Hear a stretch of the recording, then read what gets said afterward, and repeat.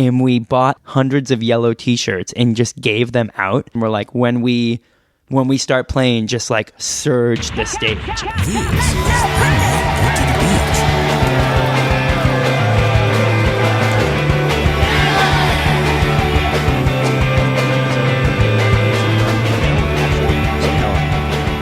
Much better today.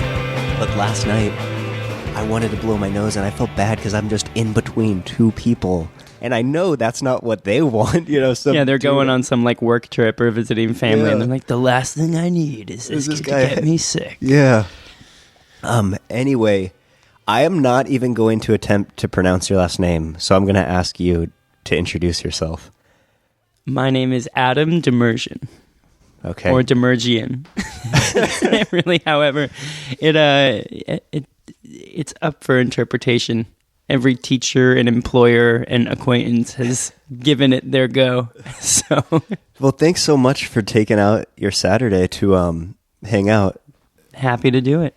Happy to be here. I'm also super glad I got to come out this way because you're a little bit outside of, I don't know, the neighborhoods of Boston. But yeah, we're a little bit. We're like a southwest suburb. So it's funny. I grew up in New Hampshire, and it basically looks just like this town, but I'm 10 minutes away from Boston proper. So okay. it's interesting. I mean, I lived in Richmond, Virginia, and it's this vibe a lot, too. The houses are exactly the same. But where I was staying in Cambridge, it wasn't like this at all. No. And I was totally bummed out.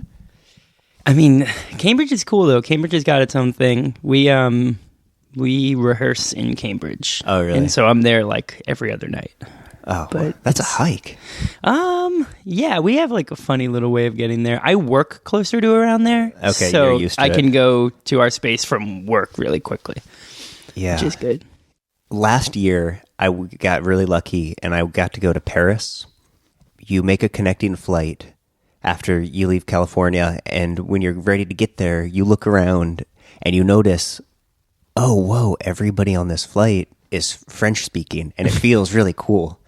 And I had this experience last night that I look around, and I kid you not, the only guys on the flight that weren't wearing Patriots gear were wearing Red Sox gear. And I was like, what the fuck? That is a New England experience right there. That is, like, oh man. I felt like I was going to another, it really feels like a whole nother planet up here. Yeah.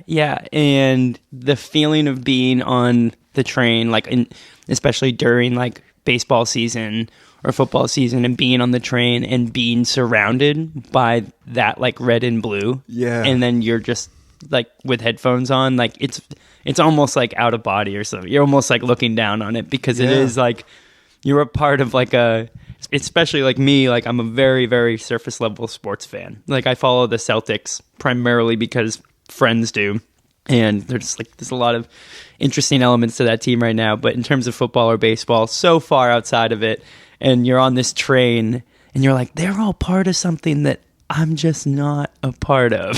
Sure. I'm just not in the group. I was just thinking like every single one of these guys looks like they would have beat me up in high school, kind of. That too.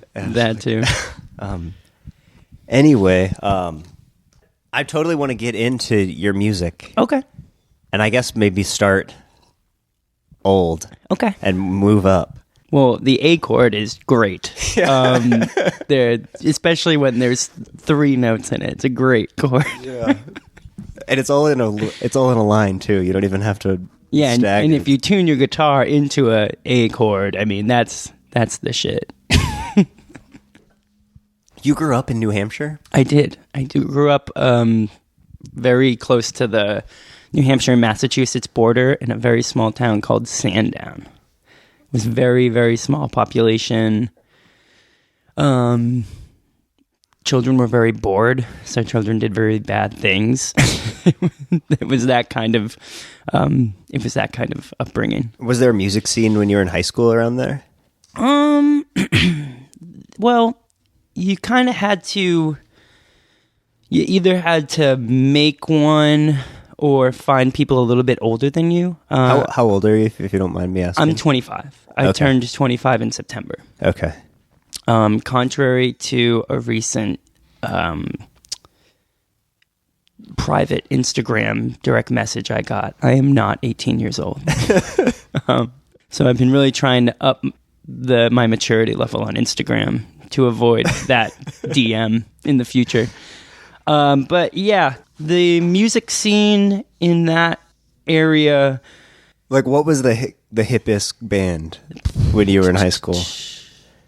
Well, it's tough to say because there was a college about an hour north, University of New Hampshire. And so once you went to a show there or something, you probably found what you thought was the hippest band or something. But there was no like reigning supreme. Yeah. For me, the game changer was I was 13, maybe just turned 14, and I saw a band called Lantetum. Okay.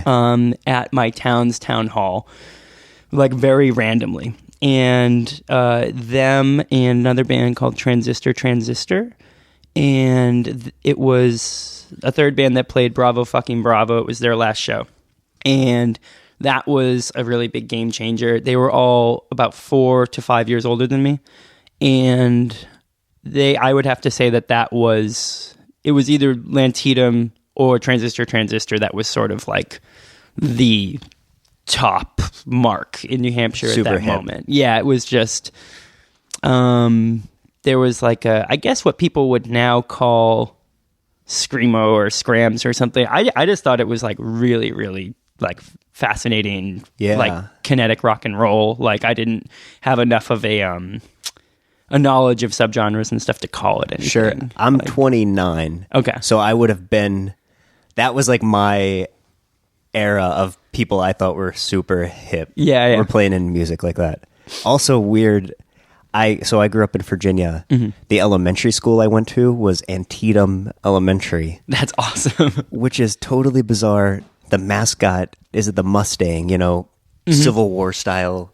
Antietam's the like deadliest battle of American history. And also a like very whatever hardcore band, I think, who contacted, I this might be myth, but I think that the hardcore band Antietam called out Lantetum. Oh, I haven't even heard of it. I don't think that they were like big or anything, but it was just one of those funny name debacles. Oh, fuck. But Lantetum was an incredible band. If you're listening, please, shout out. Please, or yeah, if they're listening, shout out.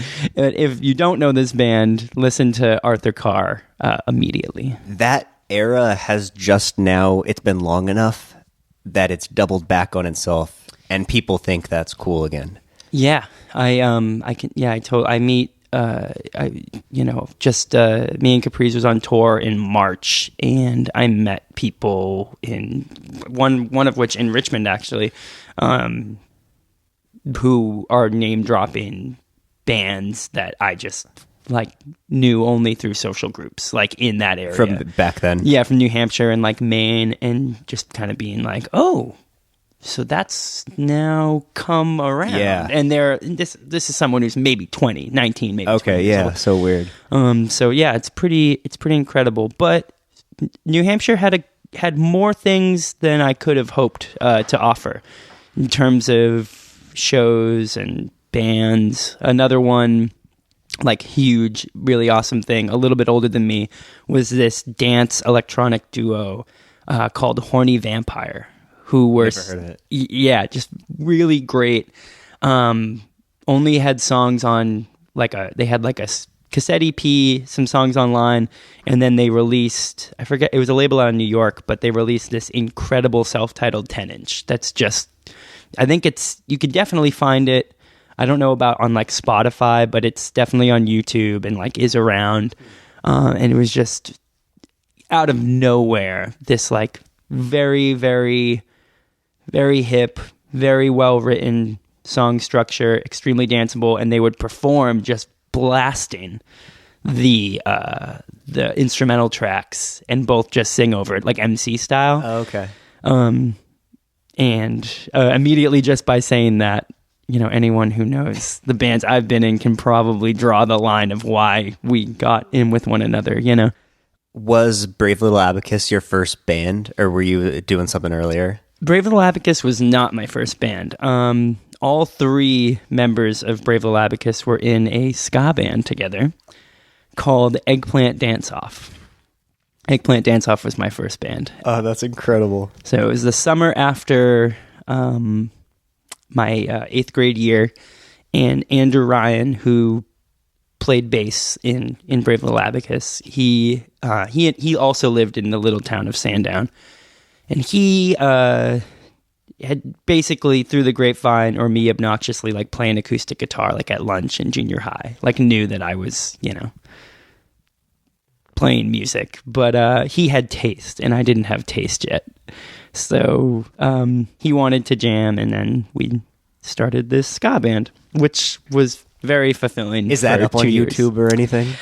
Eggplant Dance Off should still have a MySpace unless Timberlake personally went in and deleted it. I think there's a couple of very, very dodgy $30 Canon digital camera videos on YouTube, but enough that it's like out there. How has nobody scrubbed MySpace? Gone to bands that are doing stuff now, gone back to what they were doing 10 years ago, and downloaded their music from MySpace. Like, how is that not a thing? It's so funny you bring that up, just because just a week ago, I actually was hooking up a crappy Dell laptop with Audacity on it to record songs off of my MacBook that were on friends' MySpace's pages who they either didn't have the tracks anymore or I didn't have the tracks anymore. And so I have these like horrible recorded, like, because you couldn't download them. No, because it's so difficult to navigate. I do not. It's heartbreaking how many hours I spent between the ages of 13 and 19 mastering that medium, like MySpace. It was just my bread and butter. And eventually I'd like customizing pages and stuff. Customizing pages and like as a promotional tool. I mean, that's how, by the time we were doing Brave Little Abacus, it was like the only tool in our toolbox. It was like all we had, and we were completely dependent on it. It was how you did shows, it was how you posted flyers, it was how you communicated with bands or with labels. It was the end all be all. And I feel so cheesy and cliche for making that sound like being like, in the way we booked the tour. It was a culture. The phone book. But yeah, it was a total cultural moment. How there's like anthropologists, they'll go somewhere deep in the middle of Russia, and there's a community that's speaking a language where only the elders speak it now and everybody else just speaks Russian, but they have this dialect that it's 5,000 years old, but it's it's about to die. It's MySpace HTML. There are cultures where there's a whole thing going on that we think with digital stuff it'll stick around somehow, but yeah, you can't even download a song now. Yeah, and all that work kind of went away, and I remember feeling very, very specifically and like strongly just kind of sad when there was the Facebook cultural shift, because we never, I mean, granted, Brave Little Abacus was like kind of ending, but we never found out how to navigate that well. We never used that properly. By the time we had gotten really good at MySpace, at promoting ourselves on MySpace and presenting ourselves, like, because there was so much presentation to MySpace. There was so much of like the minute someone clicked on your band, like what song would play first, what they would see first, and we would curate it in. I mean, this. I'll give you a prime example. I know we're jumping like times, no, it's okay. This is really interesting. Actually. The Brave Little Abacus demo was not a demo any way whatsoever. It was there was literally 4 songs or 5. I can't remember, 4 or 5 that we just made to put on MySpace. So there was the first one. We put it up. Our friends heard it, and then we made like a sequel to that, and then a sequel to that, and then someone basically told us that it was stupid and we needed to have a release, so we had to like name this group of songs. But we were the only function of recording and the only function of composing for that like minute was to put it up, to put it on MySpace and have that like presentation. And being in high school and being so young, what it really comes down to is to have your like friends hear it. Like, you know what I mean? To have like people hear it and think like you're cool. Like It was also so small back then. I feel like, I mean, it's stupid to talk about like it was a million years ago, but 10 years ago, whatever. Yeah. It seemed like way easier to make a splash or something. Like there was way less music, DIY music up on the internet. Yeah, you didn't have a there was like finding bands on MySpace was extremely different than beginning to get through Bandcamps. And Bandcamp is extremely sophisticated, and I'm extremely thankful for, as a musician and as a music listener, I think Bandcamp is remarkably sophisticated and very, very smart. And I think it promotes like a lot of integrity, especially for younger people who are like, I'm going to make a record. And like, cause when you sign into it, I always think about this with like someone who's 14, like now, and they want to put a record on Bandcamp. Bandcamp like guides you through like what's the size of your album artwork? Like what's your like banner? You like, have to use a WAV file. You can't insert an MP3. That's like remarkable when considering how MySpace functioned for us. It was like, songs didn't get mastered. We just like mixed it down to an MP3 in Cubase and like drag and dropped it into the MySpace player. Like, you know. And the difference between a 14-year-old kid's record on Bandcamp is no different than something out on Matador Records. When you go to the band, you know, it's basically the same thing. Yeah. And so it's, that's huge. Yeah. It's huge. Well, after your ska band, it's all the same guys. Basically. So, I mean, the joke is that the horn players all were older, so they were going to college. Looking back very selfishly, I was like, Eggplant Dance Off should end because the horns are going to college. It'll be too hard to be in a band. The reality was, didn't want to do the ska thing anymore and didn't want to be in a band that big. We were constantly between 5 and 8 members. So it was like, it was a thing. And we did a lot of good stuff. We attempted to make one record that was a ska opera about a mechanical bird who's given life and flies from Japan to America. A Pinocchio story mixed with a little bit of like Blade Runner. And that is all that's on the Eggplant Dance Off MySpace, is fractions of that story. But so the horns go to college, and Andrew, again, bassist of, I'll say BLA, we can abbreviate it. You know, we start seriously considering what we're trying to do. And at this point, you know, you're in that age where... Are you still in high school? Yeah, so this is the summer after my sophomore year. Okay. And so we're at that perfect age where like we're discovering things at this like extreme rate. You know what I mean? Where like your tastes are just constantly out of control. Like, you know what I mean? Like post-pubescent, like you're finding everything under the sun that you're interested in. And it's wonderful. And you know, the one other person we wanted to do it with who had been in Eggplant Dance Off, but in its later bit was this keyboard player, Zach Onett. And it's funny because he never saw himself as like a prime player in that ska band. He just like played synth and like, you know, was around for it. He was great in it, but he was like in shock when we were like, do you want to do our new band? You know, he was like, I never... Like he got chosen to move on. Yeah. And we just thought it was like automatic because like synth is cool. Like keyboards are cool. So yeah, that's where it all starts. And then...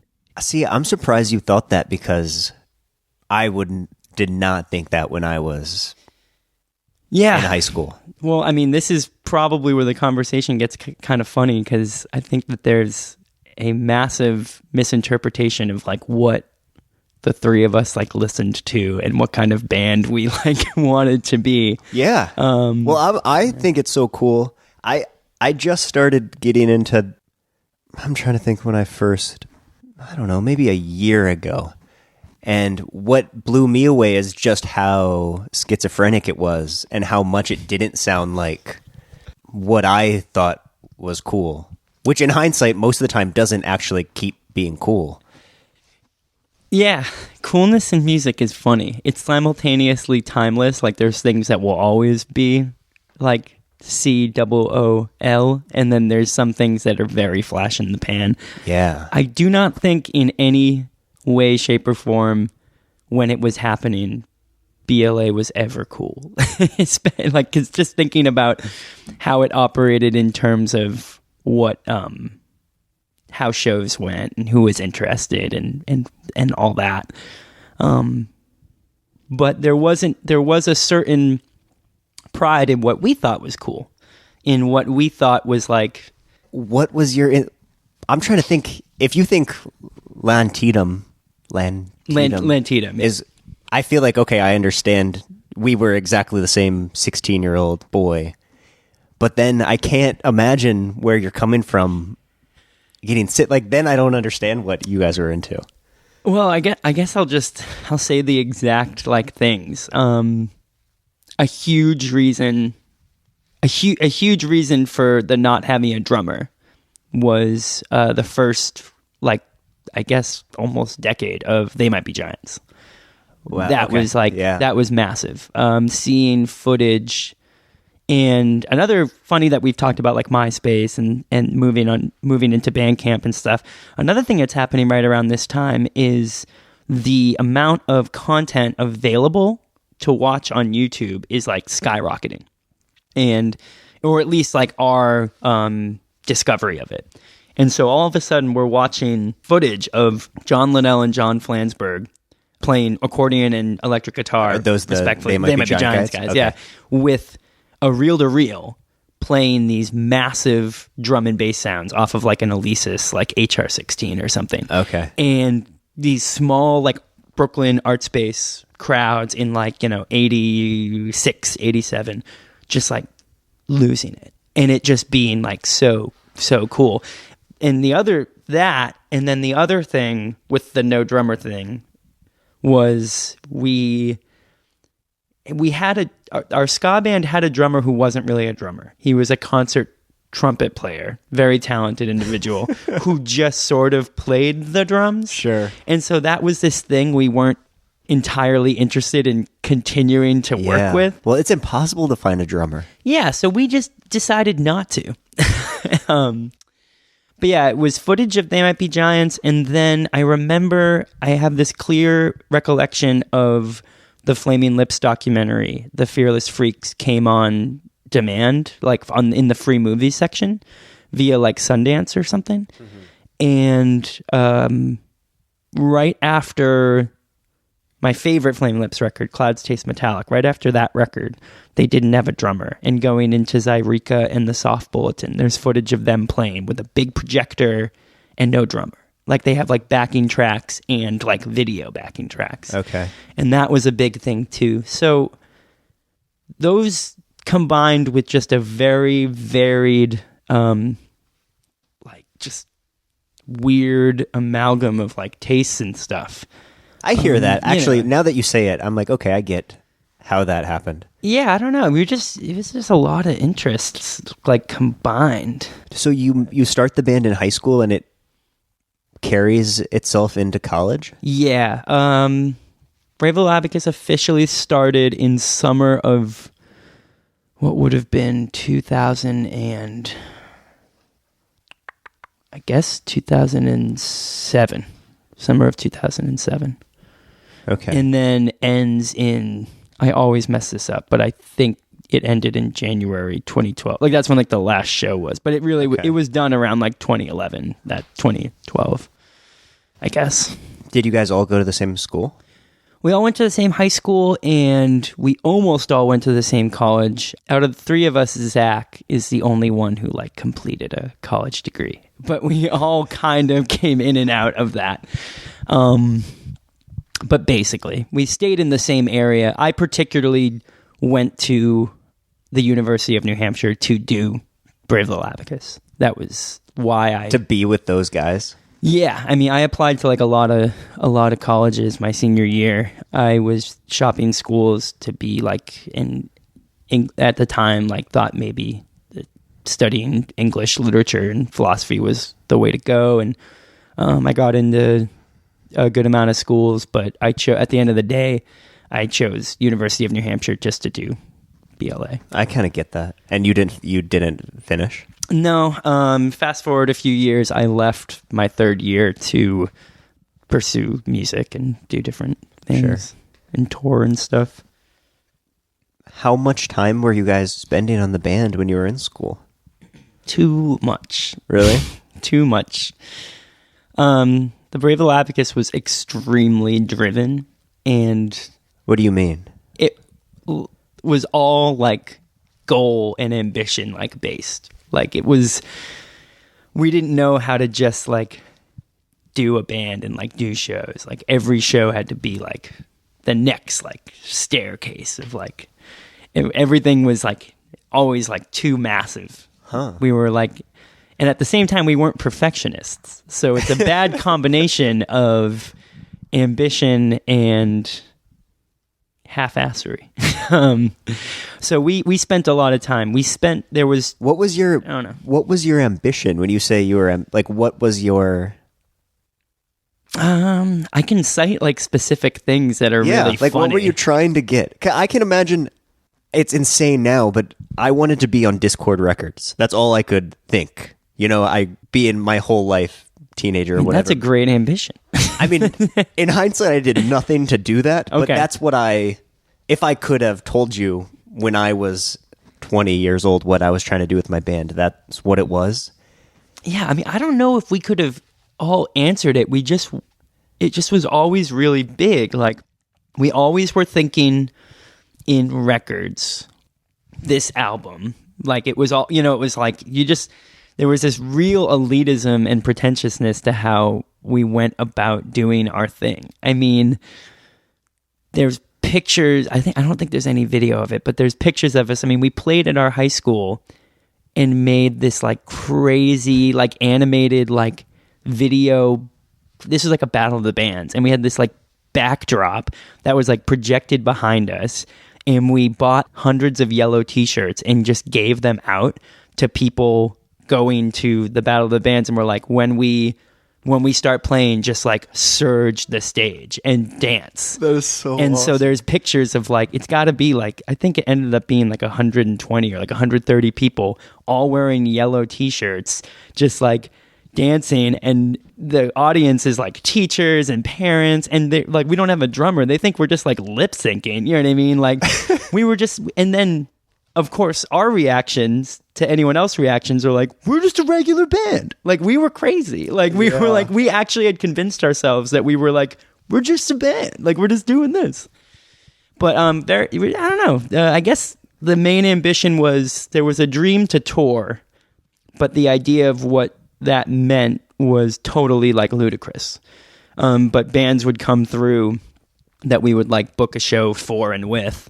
And then we were just like, oh, as long as we can just like do that, like as long as eventually we can just proverbially get in the van and, Yeah. Did people like you in your little community?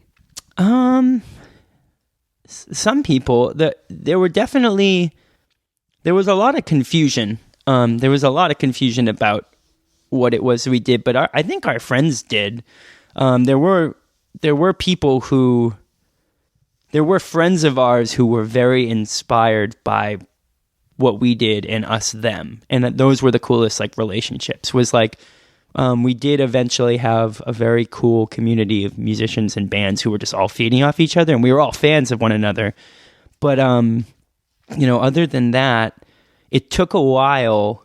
It was a while before like shows like drew and like people like bought stuff and like we're into it, Yeah, I can't even tell. Looking back now, since I only can look back now that's dead, I can't get any sense of, if what it was like when it was happening, Yeah, well, there just wasn't. It was very isolated, and we were just so young that we didn't have a ton of sense of how to grow it. And even I'll cite like a prime example, because this story comes into my head like more often than it should, but we had spent an extremely long time on our second full length, just got back, and we were having a lot of problems, like in outside the band, and kind of haphazardly got a friend to master it. There was some mastering issues, got it remastered. There was still a couple of issues. We had a couple computer crashes, and then we just called it, and we were like, "It's done. Like, fuck it, it's done." You know what I mean? Like, you can't do any more on this shit. It's over. Because we also were really obsessive about time. You know, time was always passing, like, very quickly, and things. It was like, oh, you wanted to rush it out. yeah. Okay, But that's then, smart though, because when you're making a record, especially when you're doing it yourself, 9 months can go by. Oh, yeah. When you're just like, oh, we need to do vocals for that song, a couple shaker parts on this, and Yeah. you can just be stoned and not release it for a year because of that. Yeah, we worked extremely quickly, which was a strength but a huge weakness. But yeah, I'll never forget. I stayed up all night because we had like a show the next day.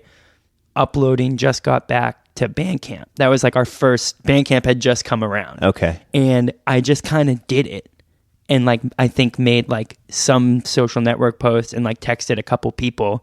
But it's like we had worked the hardest I think we ever did on a record for like a long time, or what felt like a long time. And then like how just juvenile and like dumb it was to just get it on the internet at like 3 a.m. And I've regretted it ever since, because it was like, I don't think There wasn't like a release party or anything. No, Yeah. it was like, and it was, we had this juvenile modesty with stuff like that. Whereas I wish someone could have sort of like come in, like maybe someone older than us or something, and been like, clean this up, you know, do this a little different, do that, and then get it mastered, and we'll send it out to some people, or we'll, you know, plan a record release show or press anything. I mean, that thing never saw any, we didn't even make like CDs. It was like, I relate. I want to talk about Just Got Back more, but what you're talking about, I relate to so fucking much. I'm sorry for you. Even this podcast I've done now every Saturday for 2.5 years. Mm-hmm. And a couple times I've really tried to pump the episode. Oh, it's okay.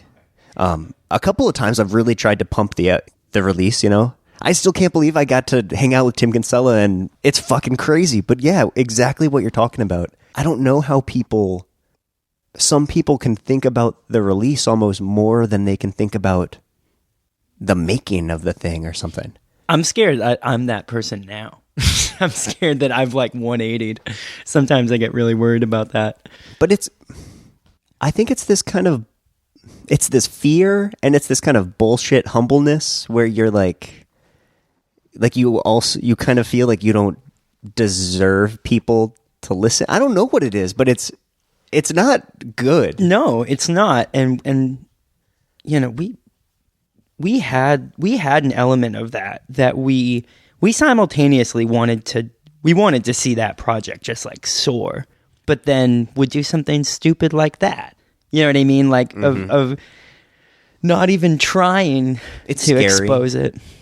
Especially when you're working in, I mean, you're not making digital bleep bloop noise rock, but it's not going to be most people's cup of tea, you know? So and we were delusional about that too. I mean, meaning that I think we were too young sometimes to hear, like, I hear it just fine now. I'm like, wow, this is, I mean, out there. This is like very, very left of center, and I cannot believe that it exists. But at the time, we were in a bubble, and it was sometimes a little bit impossible to hear it in a way that like a stranger would or something, because like a lot of it just made a lot of sense to us coming from where we were at, like, and I mean, I don't know. Yeah, well, we can elaborate on that. Talk about writing the record, actually, because Just Got Back. Okay. I love it, man. And Thanks. everything you're talking about, I think, is why it's so incredible. It's like there's something about DIY music and punk rock where things can be so absolutely considered in the most absurd, juvenile way. And all the art I love is like that, where, like you said, it sounds like Just Got Back. It sounds like you spent 10 years writing it and then recorded it on your cassette in a weekend.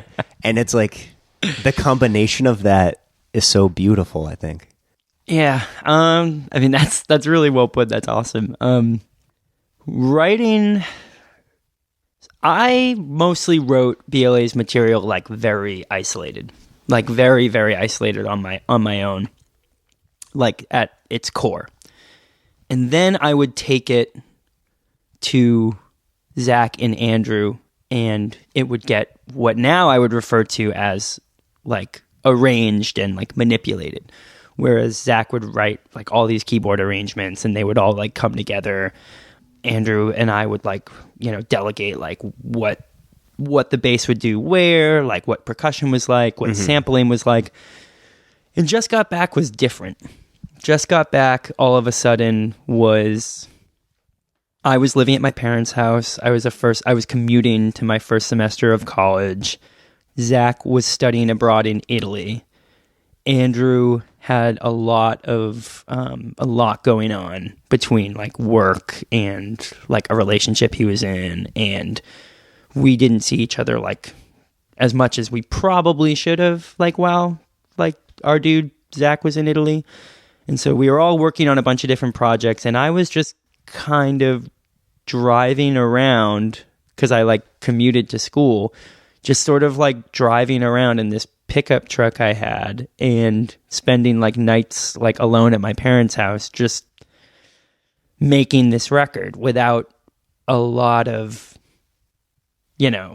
discussion. And so it was the first time that I'd ever done anything like that. Like you were arranging multiple parts. Yeah, I was just like kind of doing it. And it was collaborated on once we all finally began to work on it together. I would never ever say that it was like, it's not like just my like thing, Sure. That band was so collaborative. But this, at the core of that record, is me really diving into making like a bulk of material that's like simultaneously like very personal, but also a really, really weird experiment. It was a really, really big experiment. Did you have any kind of thesis statement, or listening to it now, it feels like it's so striking how unified it feels. I can't think of many records, especially by young bands and young people, that are like actually feel like, whoa, this part came back, and whoa, this lyric came back, and it feels like a novel or something where it was actually thought through. Was that part? I mean, obviously you thought about it, but I mean, well, it's funny. It's a kind of like, there's a few different sides to it. I mean, on the one, not to be like overly self-deprecating, but on one hand, it's really easy because you don't have to come up with as much shit. You know what I mean? You can just like repeat motifs as much as you want, and call it like something else later. I was super, super into. I thought Tim Kasher was like one of the greatest writers. Cursive. Yeah, good Cursive, Good Life. Even his like wicked young band, Slow Down Virginia, I was like obsessed with. Yeah, I mean, there was that. I had gotten absolutely just enamored with the first two Liz Phair records, or the first two like official records, Exile and Guyville and Whip Smart. Does she write like concept records also? In a really weird, vague way. You kind of feel with those two records, I think, that you come in and out of like a world, and there's reoccurring characters, there's reoccurring like events. Like sometimes with some of my favorite Liz Phair songs, I can almost imagine that there's two songs about the same night, but there just happen to be different songs. Okay, I'm not familiar with her stuff. Oh, so far we've got Arthur Carr by Lantinum, Whip Smart by Liz Phair. We got some different recommendations going on for your audience, but so there was that. There was also it's really fun to connect the dots, I think. It's really fun, as like an escape mechanism from what you're writing about. Like, sometimes arranging Just Got Back into this like web of like, oh, this line means this and it can be repeated here, or this motif means this and it can be repeated here, or like this connects to this Malcolm in the Middle sample and it can be put here, or like this chord is... It was a good escape mechanism from a lot of things that I was like saying or writing that wasn't very like healthy or good to be like considering. And so it almost makes it more like making like a comic or something, you know what I mean? Of like making like a story. And so that it was a good escape mechanism. I don't know if I'm like describing that well, but you mean it takes some of the spotlight off you? Yeah, having yeah. these separate. Okay. Yeah, like, so you're working on songs and you're like, I just got to this point, or I just did this, but if I can look at it more like scientifically, or I can like start to change some puzzle pieces, I'm not thinking about that so much anymore. Okay. And then also just that it was, you know, we didn't want to make a concept record, but we did want people to explore it and find some mystery in it and look at it as a whole, because so many of my favorite records had levels of mystery to me, you know, that I had to kind of dig into. And mystery is a great word. That's totally, I think I wasn't into that when I was younger, but now I appreciate it so much. Yeah. I mean, it's now I don't even know if it's something I consider now when listening to or finding like new records to listen to or something, but at the time it was like, how far can you dive into this? You know what I mean? Yeah. It's a world you can just inhabit and live in for a little bit. Yeah.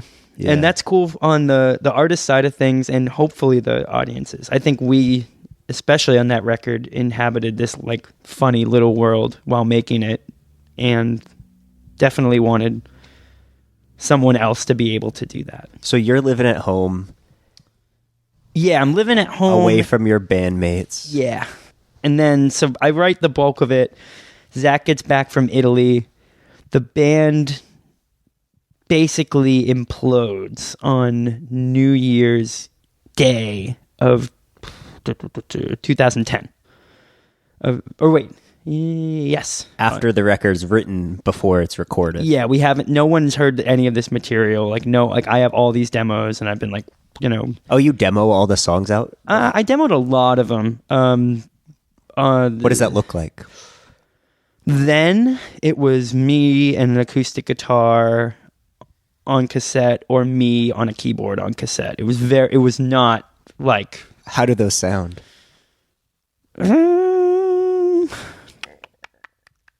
Bad. There's one demo that I'm really, really proud of from that I want to hear moment. I don't know how I could find it.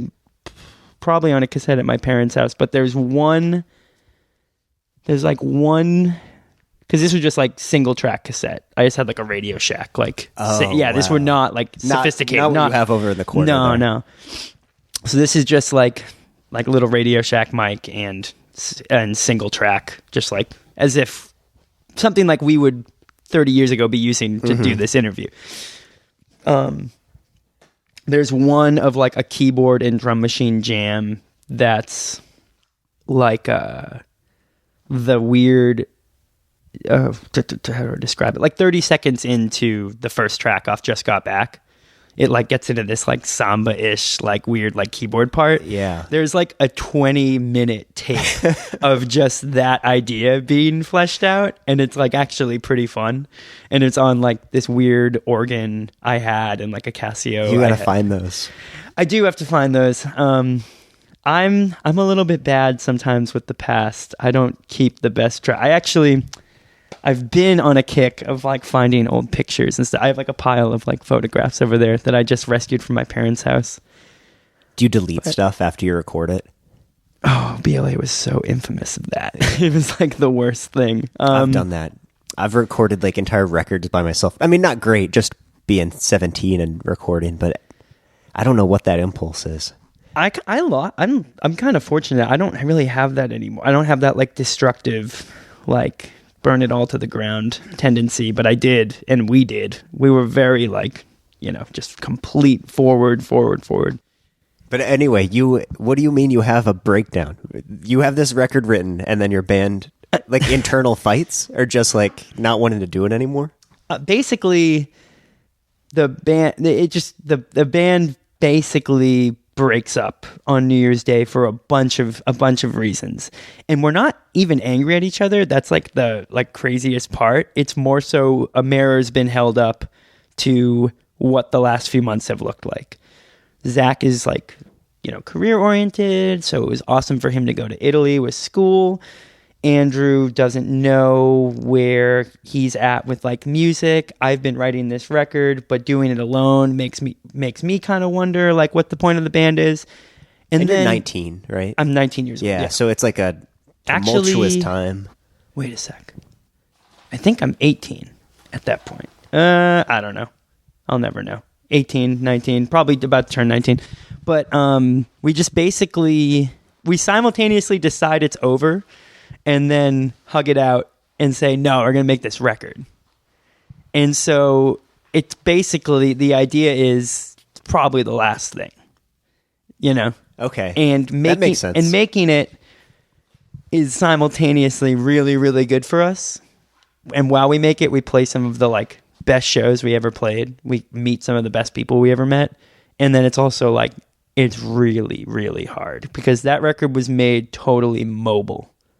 It was me putting stuff in my truck and going anywhere and everywhere to make it. Okay, yeah, so talk about what was the recording process like. Do you know what the Wayback Machine is? What's the Wayback Machine? I think it's waybackmachine.com. Is it a DeLorean? So it's this website, and there's a Google search, and it is like a time machine for the internet. Okay. So if you know a website, you can type it in and see what the website was 10 years ago or whatever. Because the BLA website's down, but I was looking through maybe a Tumblr or whatever Tumblr was, a live journal, whatever it was. And I know I followed the Just Got Back. You guys were kind of like, yeah, we would post stuff. You post stuff. Yeah, we so did. I just searched that doing research for this. And at one point you're like, we just deleted the entire record. Like it seemed like you had tracked everything. And then at one point it was completely gone. There were two computer crashes. We went through 2 laptops. Sorry. Well, 3 if you count the final one it was made on. So that begs the question, like, how the fuck were you recording it? Well, it started on the same machine and same like interface and stuff that we had done Mass Dancers and everything else on before it. Yourself, like just ourselves. Okay. Yeah. So it's just all that stuff was entirely recorded ourselves. Isn't that so funny to think back now? I get we're dead broke when you're 18, but how much money it really would have been to be able to go to the studio for a few days. Oh, we should have. We just should have. Isn't that so? But when you're young, it doesn't even feel like... Well, it was also an integrity thing. I mean, is that what it is? Well, for us, I mean, like, you get into Fugazi by 14, like, you start They're in the studio, though? Yeah, but we didn't look at it that way. Yeah. Those letters, DIY, were taken a little too seriously. Maybe that's what it is. Because I'm just beginning to try to plan a record. And the first thing I do is book studio time. And I'm like, okay, that's when I need to prepare for. Mm-hmm. That's what I'm marching towards. Yeah. This is going to be the first time I've ever been in the studio. And I've been in much, much more serious bands that, like you said, like... That's cool. I don't know. It's just so weird to look back on your younger self and try to understand why you were making those decisions. Oh, I find it impossible to. Yeah, it's so difficult for me to communicate with the past in that way. It's also so funny to think that, I don't know, maybe if you guys did it in the studio, it wouldn't, the appeal that it's, and the status it has now, it has everything to do with how it was made, I think. Oh yeah, I mean, we probably couldn't have done it. Like, we probably couldn't have actually successfully made a record in a studio. The way that we worked extremely haphazardly. There was a ton of spontaneity. I don't think Yeah. that we could have even like succeeded. Yeah, I think maybe that's what when you're that young, you're also way more bashful about your creative process, and you don't want to put that on display. You don't want to get as weird with a stranger as you do in your bedroom when you're recording. Oh, someone probably would have just like thrown a mic stand at me the minute I opened my mouth, like while tracking vocals. I mean, I was completely in my own head.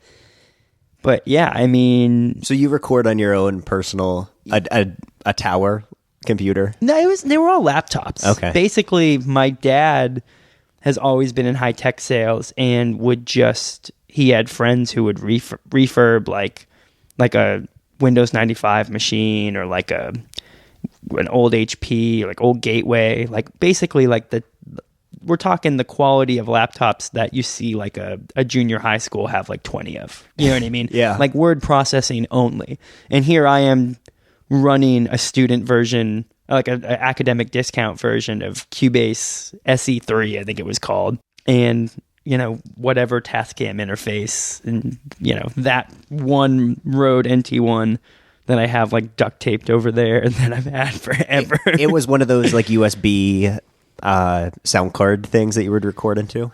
Oh yeah, it was just like a 2 input, 2 output. Two input? Yeah. Oh, okay. Oh yeah. Wow. We're talking. How did you do the drums then? It was always the BLA drum trick, which I inherited from a very, very great person and musician named Eric Clemenzi, who, side note, helped us mix a ton that was basically unlistenable before he got his hands on it, including material on Just Got Back. He taught me a great trick, which was mic the kick, single overhead. When you get into the DAW, double the overhead, pan one far left, one far right, put the one on the right 0.01 milliseconds off.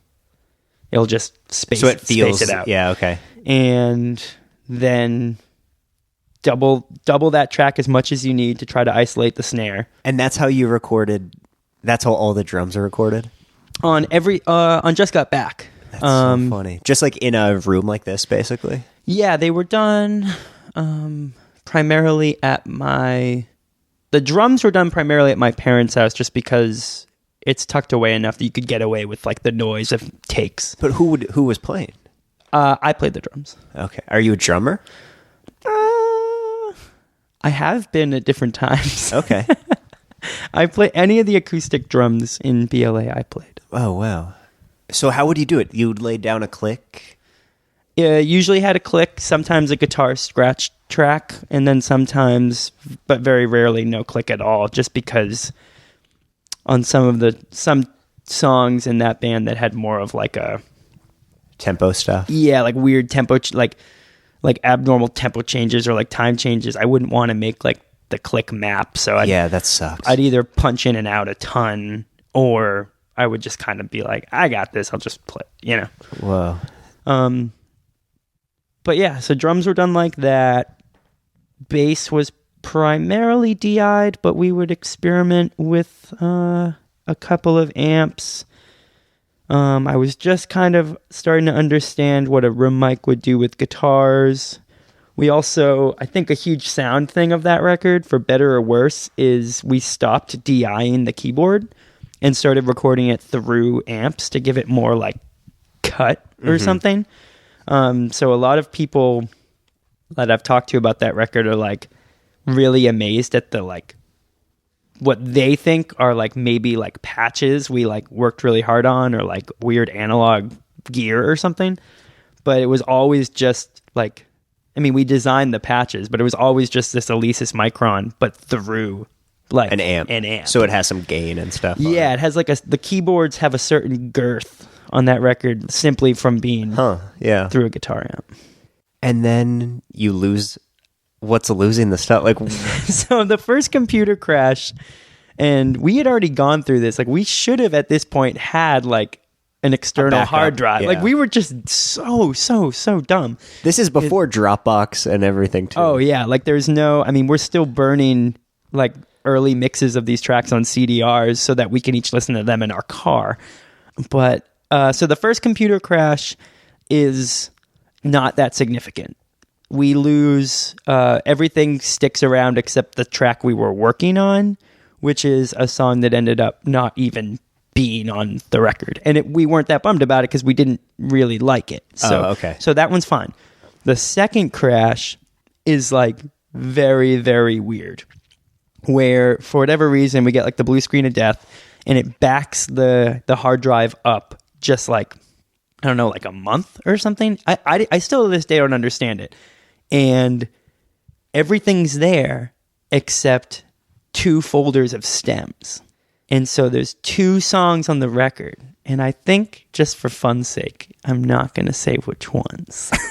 That you had to do over? But they're back to back. Not that we did over, but are just MP3 mixdowns of where they were at that point. I kid you not. It's 2 of them that are next to each other. And we just said, whatever. And just the mix that they were at is what we kept. Because it was just like, it was too... We would never have... We were just... at that point, it was unimaginable to redo them. That was like... Yeah. It was just unimaginable. How long had you been tracking? Months, probably. Months at that point. I mean, they don't sound that much worse than the rest of the thing because the whole thing sounds so fucking insane. Yeah. So it's like... So you spend all this time writing it, all this time tracking it, and then in a frantic late night rush, post it. After it gets like mastered and... we had assistance with mixing. We had assistance with mixing some of the tracks, and then a buddy of ours mastered it, like, I think, like, just in, like, Ableton. Like, just kind of, like, minor compression, boosted some levels, like... Yeah. Did you have any kind of... Like you said, you had no plan for it. What happened when you put it up? Well, when it was done, I was really relieved. Like, one of the reasons I think I always kind of remember that late night insane... like get it on Bandcamp at 3 a.m, so happy. track by track, was just because I was so happy to be done with it. Yeah. But we played a show the next night, which was significant because it was like a goodbye to a house that... Like a punk house? Yeah, well, wasn't even, not even like a punk house, but it was just like friends of ours lived there. Andrew kind of lived there. Zach kind of lived there on and off. And we had tracked a bunch there. It was a house in Dover, New Hampshire. And we had tracked like a considerable amount of stuff, like pretty uncomfortably, and it's like tiny rooms. But they had this big show to kind of send it off because the main people that lived there were moving. So it was funny and kind of serendipitous that like record comes out and we have a show the next night as this send off to the house. But we had spent a considerable of time there like working, and it was kind of like emotional. And so we play that, and it's a fine show. It's just like people are mostly like extremely intoxicated at it. So, I mean, I didn't for years, or like the majority of BLA, like I didn't ever like drink while we played because I always provided a PA, like A, because we needed backing tracks, but B, just because I had one. So like I always brought it. And so I always thought that I had to be like as sober as possible to either talk to like cops at like a house show or like pack up the PA or like move the show. Like it was always just like, it doesn't make sense for me to be out. That's all your money in one of those things. Yeah. So, but it was a fine show. And then it really just was friends telling us like, oh, like, yeah, that's cool. You know, like everyone was just kind of like, oh, it's done now. Like, 'cause everyone knew that's all we were really doing. And then that was kind of it. Did you guys leave New England? It's so fucking weird up here. Like, I don't know. You mean playing? Yeah. We played like 4 shows in New York City. And that was, other than playing in New England, that was about it. We primarily played New Hampshire, Boston. That was basically it. It really feels disconnected from a lot of... I mean, I grew up not that far away from here, but I didn't have any connection with New England bands. Which makes total sense because we had like almost no connection with bands outside of New England, other than, I mean, really, really good friends in New York. So why didn't you end up we're crazy ambitious, or what's the word?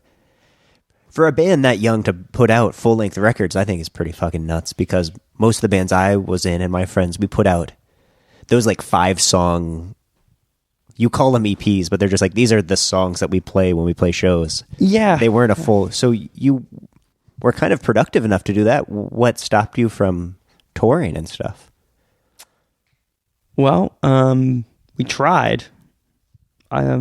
Especially after Just Got Back, I would spend a considerable amount of time in my week emailing venues and bands and all sorts of stuff, and to little or no avail. And I don't blame anyone.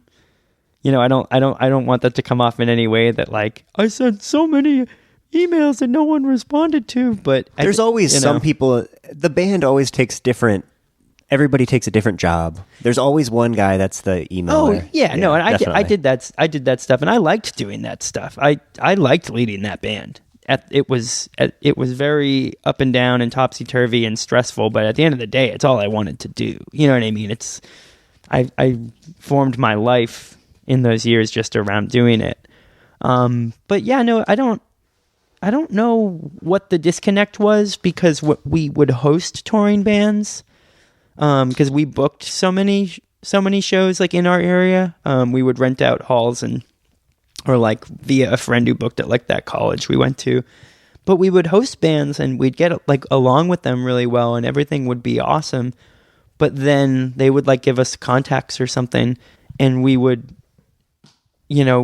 try to plot out like an East Coast run or something, and we just didn't have it. And I think there's like a lot of different reasons of why it couldn't line up. And I think one of them was that we were a little bit blind to how abrasive the material was, and a little bit blind to like, you know, how at this point, like coming off of like Just Got Back, of how like intimidating the material maybe was. Yeah. Like, you know what I mean? Like it was a weird time too. 2008, I think, like the scene, I call it, I don't know, that's what I called it in high school, like scene music or whatever, that died in 2003 or 4 in any kind of like Lantedum and stuff like that. Yeah, I mean, we also, though, didn't contact the right people, because we probably could have done it had we had the wherewithal to find other people like us and not be messaging like a 200 cap room. Oh. Being like, do you have like an opening spot? I mean, we just didn't know. We just straight up didn't know. Yeah. I mean, how do you know? Well, that's the thing. I mean, everything I know about being in a band, like now, in and out, whether it be how to conduct yourselves, whether it be like music itself, like, but almost everything that I consider like or hold like dear about doing the band thing is just from what BLA did wrong, because it just did so much wrong. And I know that it's in itself is a massive cliche, but it's just the truth. And the funniest thing is that the two other guys who I just saw last week, from BLA, yeah, I mean, they have the same. They look at it with such a similar way in how it applies to like their life, because they're not in bands.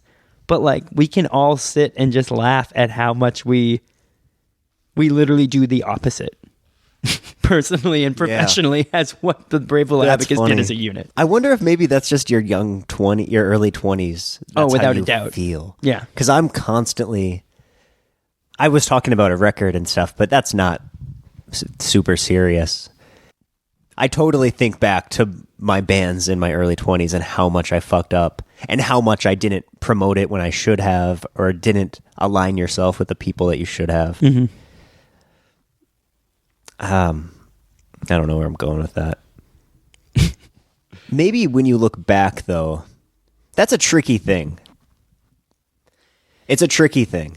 Yeah, I'll be totally honest. I don't think about lately, like I've been, as soon as we like booked this interview and stuff, I'm like, you were thinking about more. Yeah, I was like considering. I'm just like, realistically, like we're going to talk about, Brave Little Abacus and, blah blah blah. And I was thinking about it a little bit more, but it's funny how distant it feels and how little I actually do like think about it for whatever reason.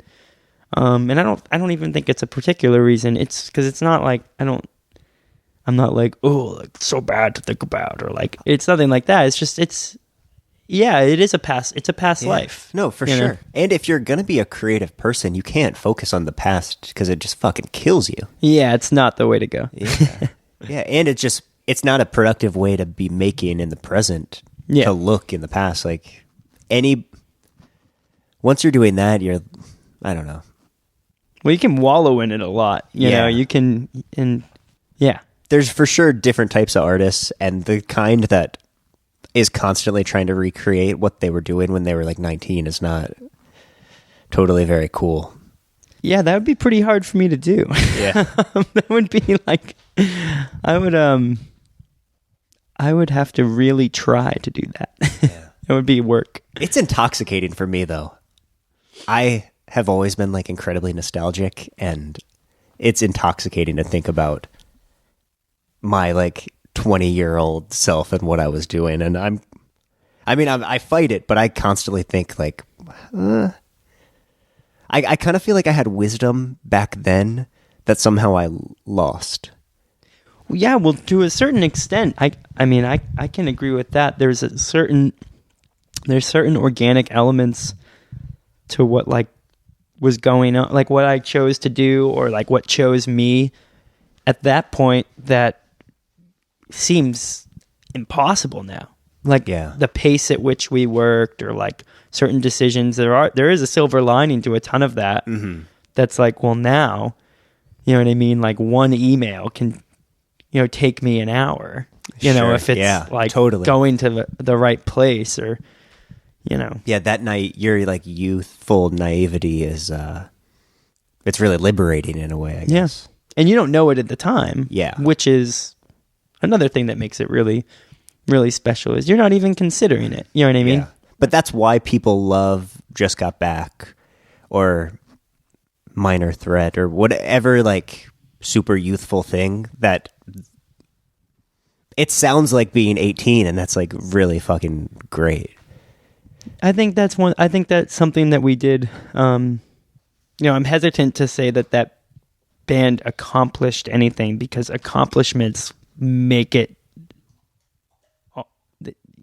Just that word is just a funny word. But if there's one thing that I think, I definitely believe we did, was it's youth. Thing that the whole thing just exudes youth. That was one of my big things, because I was thinking I want to get a Kickstarter going, fund a remaster of Just Got Back. Oh, now with your demos. Now I'm gonna have to make a public apology. Can I use your platform to make a public apology? I discussed this project with someone. Doing just that? Yes. Okay. And some bad complex life things got in the way of even considering it, and then totally turned my mind on it. And so, Nick Clay, if you ever hear this interview, I'm sorry. Hopefully one day we can work together. We don't need to go into anything that's not. Okay. No, okay. I actually wanted to. I thought we were going to get to that, and I wanted to say I totally forgot. Okay. Wait, so we turned this back on. I'm going to actually put this a little bit in the middle, where whatever you want. Yeah. You asked about the Bandcamp thing? Well, no, we were talking about why isn't Just Got Back on the internet. There's only pirated versions on YouTube, and even in the comments, if you look, half of every single comment is, where is this? Why can't I find this? I don't actually have it. So there's that. And then B, I thought there was a Mediafire link. A friend of mine named Seamus kept everything on a Mediafire link, and we talked about it, and I was like, as long as you're fine with like hosting that, we're really cool with that being around. That's how I downloaded it, just from a YouTube link of somebody like, here's a link, the band, and they always say the band thinks this is cool or something. Yeah. I mean, so the Bandcamp thing that happened was after Ukume was up on quote unquote none of our stuff could be free on Bandcamp anymore because we were consistently exceeding the downloads, the amount of free downloads. They don't let you just put something out for free? Maybe now you can. At the time, you had to buy more free downloads or everything had to be $1. Whoa. And the band has to pay for a record to be free? At the time, I believe you could buy more credits to have more free downloads a month. And it just was bad. Like it didn't make a lot of sense and we were just scared and we just took it down because someone... You didn't want to charge? Yeah, because I remember someone had like sent us like a Tumblr message or something and been like, hey, like I paid for this record on like Bandcamp. And then I was just like, oh, that was nice of them, like thinking they were down, like donating. And then I looked into it and I was like, oh shit, like everyone has to pay right now. And I just had this like freak out. And so I took it down. How long into the record? When the band's still active? No, we had like just ended. Okay. We had like just ended. But it wasn't this like aggressive. I feel like some people thought that I was just being like, shut it down. Well, no, actually, that's why I'm glad we're getting into it. I had no idea. It's so weird because the band is so mysterious because of this. There's like this kind of mystique of it only exists on this sketchy Mediafire link. I think the Mediafire link is like hosted on like the Last FM page too. Like there's definitely ways to like get to it. But yeah, it was But why can't where are the master files? I don't know. There might be on a hard drive. We got to do this. It might be on a hard drive that, well, that was the other reason why this project that had been like vaguely discussed that was potentially going to dig into this was like the first step of it was like, I'm going to go to my parents and like look through some computers and like some hard drives to see what I can come up with. And it was like dry. Like I couldn't. You couldn't find anything. Yeah. Like I don't know where the hell there are stems to like anything. So I don't think it'll ever be done. People would love that. If you could find it, it wouldn't even be that much. A label would for sure put it out and probably pay to have it remixed and remastered and pressed. That's what they say, but people would. I don't definitely, think any label would. Somebody would most definitely do this. Please, anybody listening, reach out to Adam and convince him to keep looking for these. I would like. It would be cool to. I would like to see that stuff be. I don't know. Remixed, remastered, and then all the demos. And then the demos. Yeah, I don't know. It's a funny proposition. It's definitely to be continued. If TBC. If this interview could be the beginning of that, I would be so incredibly happy. I bet somewhere there's a flash drive or a CD of the WAV files. Something. Normally, if you sent it to somebody to mix it. Normally they'll send you like a CD, it's a CD, but like a data CD. Yeah. I bet those exist somewhere if you find. It probably does. But I mean, you know what would be really fun though is it should just all get re-recorded, but by 5-year-olds. When did it become what it is now? Like somebody like me reaching out to you, I just found, like when did that thing happen? That happened. Well, I'm not even sure what that thing is, but why we're probably sitting in the same room right now. Well, I feel not totally comfortable with it because I'm not really like an internet guy. Me neither.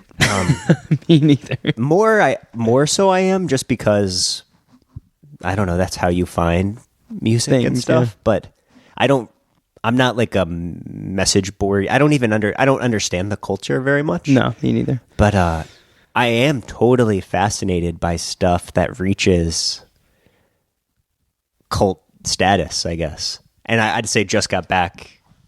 It certainly has seemed to.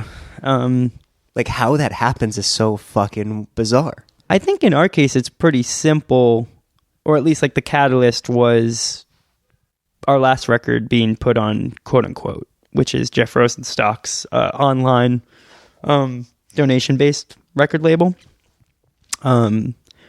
We had developed a really good relationship with him via Laura Stevenson and the Cans at the time, now Laura Stevenson, who he was playing with for a bit, and through that developed a good relationship with Bomb the Music Industry.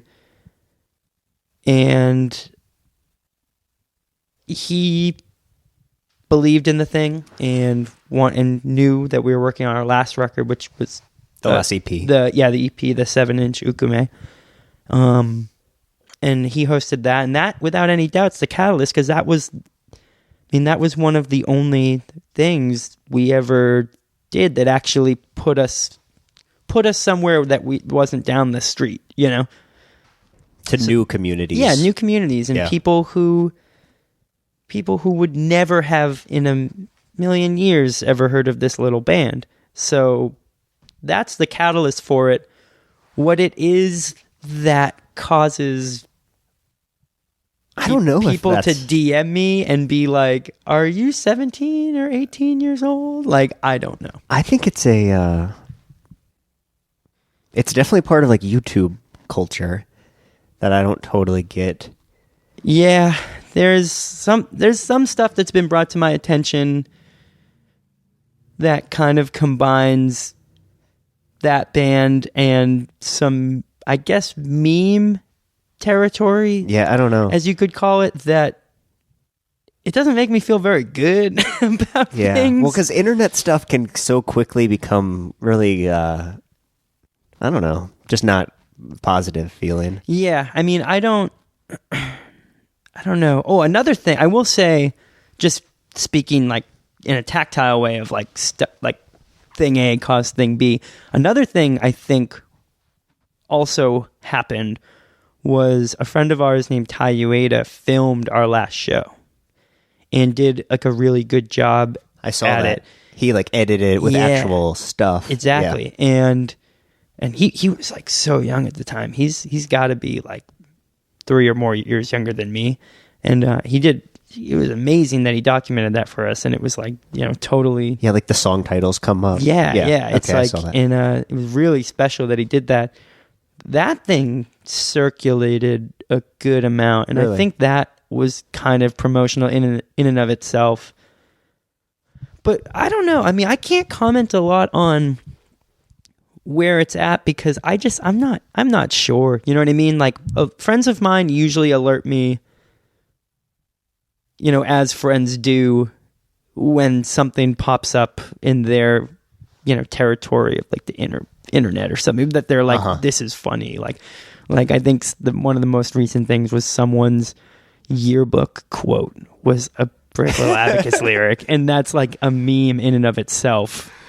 No disrespect. But yeah, I think it's super fascinating for a couple of reasons. For one, because my relationship with punk rock, however loosely you want to define it, it's so outside of internet culture. So it's weird that internet culture it's weird when punk rock is a part of it. Yeah.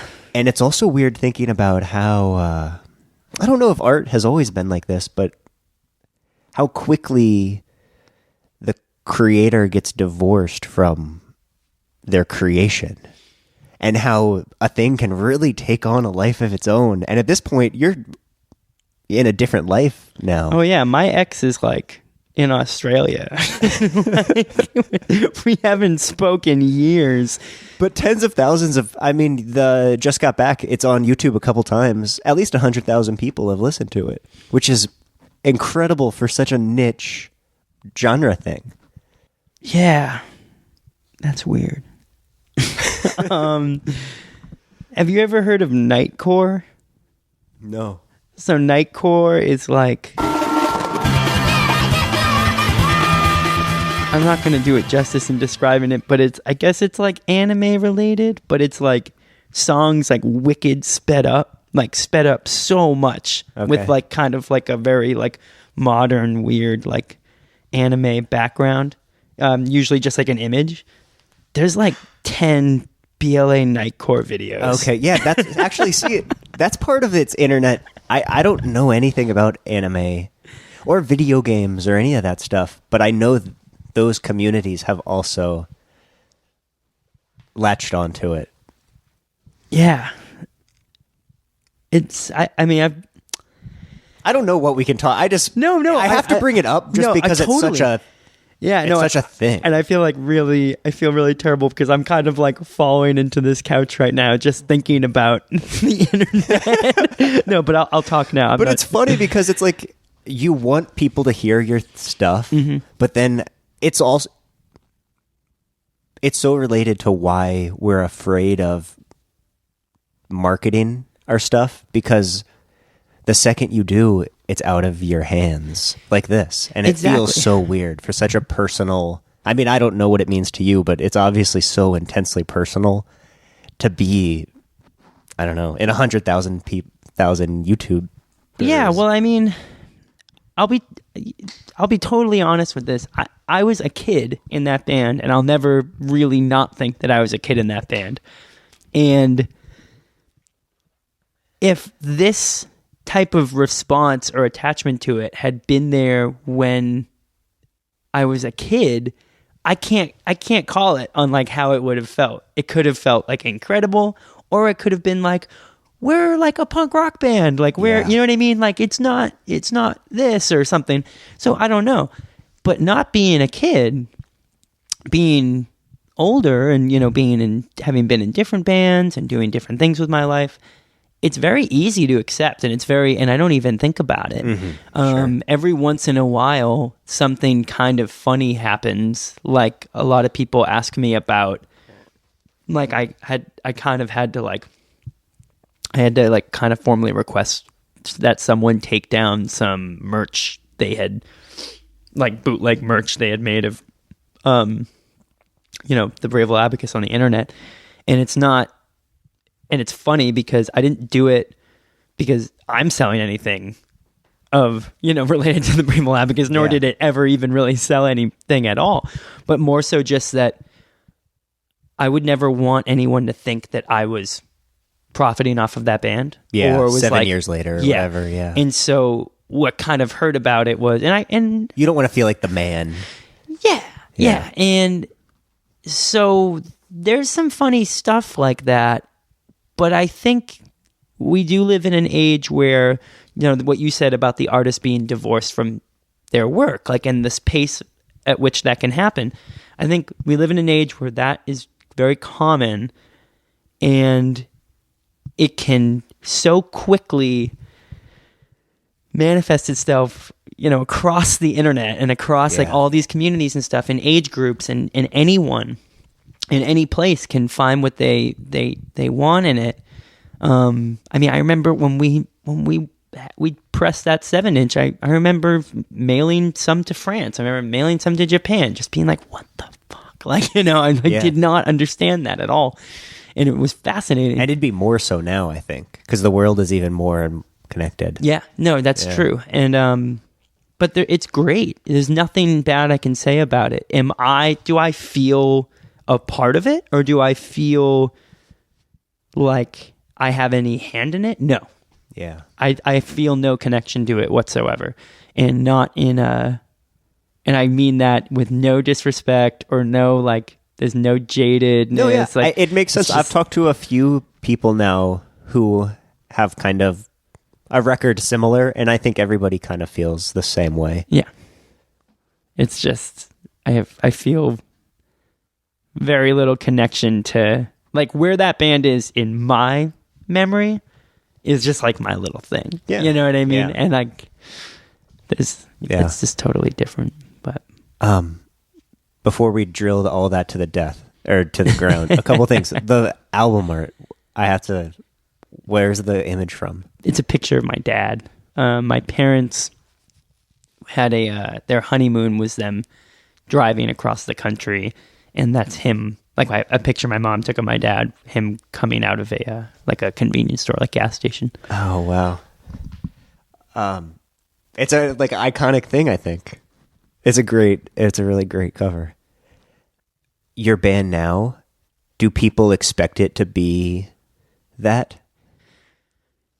A couple people along the way have been a little bit confused by me and Capris. A couple people have been like surprised by it, and then there's the more common reality is that almost no one who has shown an interest in me and Capris had a relationship with Little really? Abacus. Yeah. I think people find it through. Oh, yeah. I just meant like at shows and stuff who I've talked yeah. to. I can't speak Yeah. I can't speak for people out in the depths. But you're making like a full length?